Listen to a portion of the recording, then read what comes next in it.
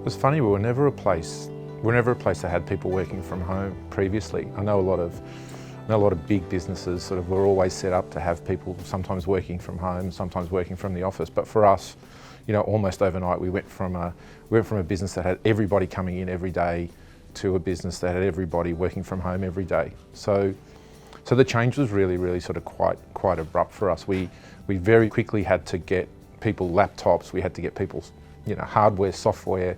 We had to get people sort of set up so they could actually work from home. You know, getting them screens and things like that where they could kind of try and replicate the workplace at home. But I think one of the more difficult things for us was trying to kind of get people connected. You know, people had lost that ability to kind of collaborate and work together every day. One of the things that we tried most hard to do was to try and replicate as much as we could that workplace environment. But really it was difficult for everyone. It was difficult for us, it was difficult for our clients. You know, if I think about our clients, probably 80 or 90% of our client meetings were, you know, when clients were coming into the office to see us. And we went from 80 or 90% of clients coming in to see us to 80 or 90% of clients not seeing us, you know, and you know, having to adapt things like Zoom and, you know, or have meetings over the phone even, you know, they were quite different to sort of what everyone was used to. So it was a difficult period. If I think about where we are now, 6 months in, probably 70 to 80% of our people are now, or working hours are still being worked from home. And I think people are sort of slowly just adapting to kind of what's potentially just going to become a new norm.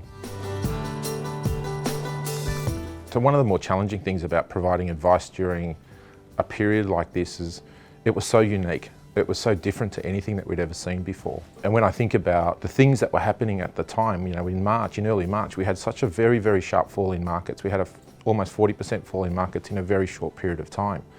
And I think the years and years of training that our advisors have was really put to the test. You know, the things that they know to be true, the things that they know that they should always be doing when events like this are occurring, staying calm, making sure we trust the research, making sure that we own and we hold, which is probably the most important thing, really good quality assets right through, making sure that portfolios continue to be diversified across all the asset classes, and then even more importantly, within those asset classes.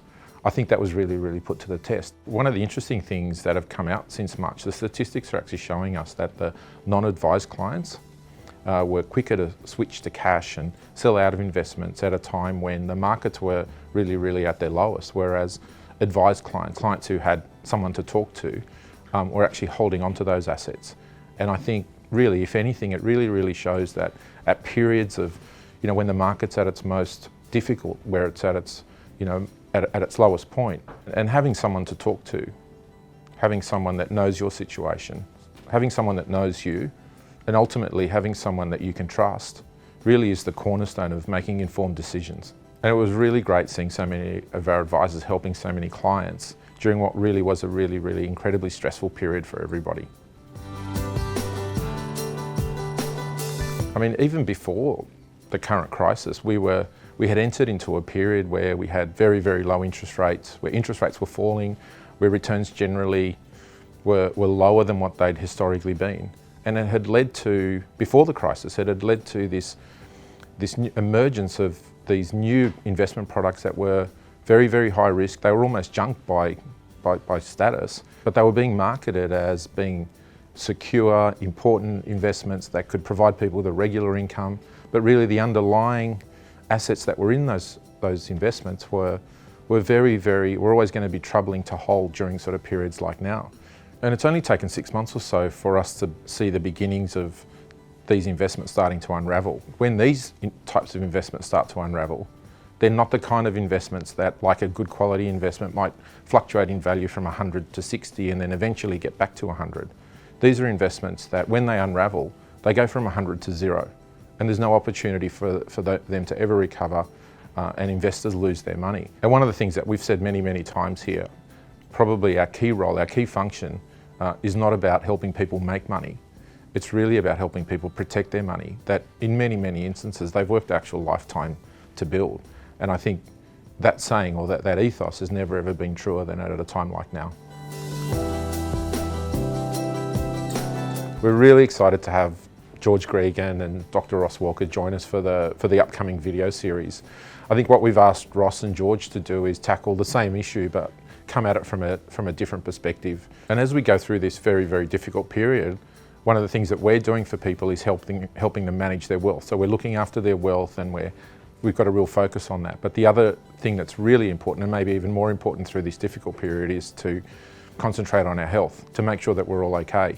And we've asked Ross and George to talk about that. Ross is very, very well known to everybody at PSK. He's a regular contributor to a lot of our monthly newsletters and probably one of the world's leading cardiologists. And we're very, very fortunate to have Ross talk to us about some very, very poignant tips, 4 or 5 really, really simple messages about how we can stay fit and healthy through what's really, really a difficult period. So while Ross will talk to us about our physical health, George will spend a little bit of time talking to us about something that's equally as important, our mental health. With 139 caps for Australia, and still to this day the most capped Australian rugby player in the history of the game, in most people's eyes, George has had a very, very successful, a long and successful career. But we all know that success is never ever a straight line.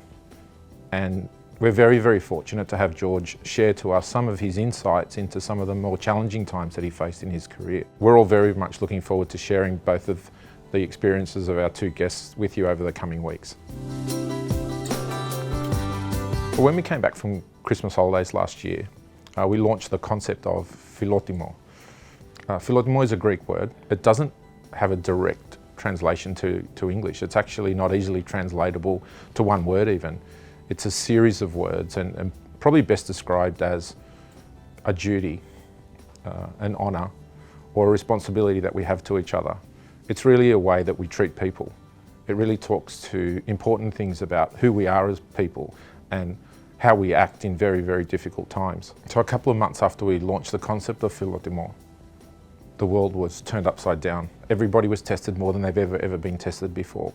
And it was wonderful to see everybody embrace the concept of philotimo. It was wonderful to see people helping each other. It was wonderful just seeing people do things that they previously would never ever thought they'd need to do to just really, really help and support people. We're also very proud of what they've been able to achieve on behalf of our clients in this most difficult year.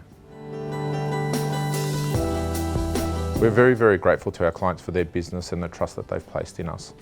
And in a year like the year that everyone's had, that trust has more meaning than it's ever had before. We all feel very fortunate to work in the kind of place that we work in and to have the kind of clients that we have.